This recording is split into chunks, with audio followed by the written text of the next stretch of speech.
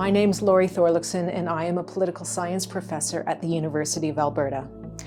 I think that both personal opinions and scientific knowledge are crucial parts of the conversation about climate change that we need to have. So both belong here.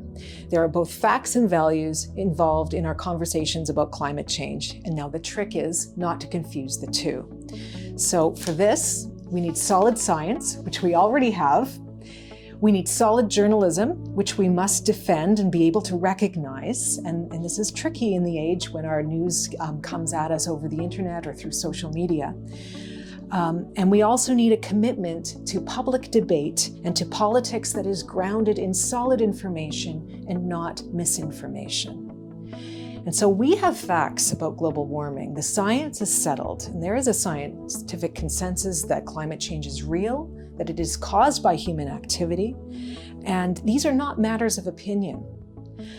But personal opinion comes in, and it's very important to bring personal opinion in when it comes to the question of how to decide between competing policies and competing values. How are we going to tackle this problem? There's no one single way to get to our end goal of achieving net zero and reducing our emissions. Who should pay? These are political questions. Should we adopt nuclear power? There are trade-offs of different risks. Where and for how long should we use natural gas generation? Should we opt for a carbon tax model or a cap and trade model? They are different ways of trying to create incentives to reduce our emissions. Which industries should we focus on? And where do we stand on the trade-offs between greenhouse gas reduction and habitat protection? Because sometimes these values come into conflict. So we might, for example, want to create industrial-scale solar generation, but this might create problems for wildlife habitat. And so all of these problems, these are all policy choices, and we need to have public and civilized political debates about them to sort through these alternative proposals. We need to decide who wins and who loses, how we're going to compensate those who've lost out.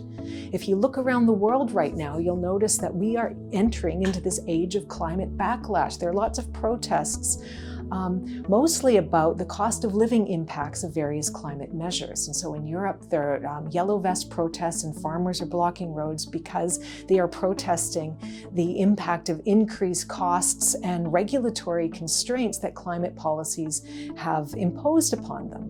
We have to confront these. We have to have these debates, because if we don't, then we fail, politics fails at its job, which is to settle these conflicts peacefully.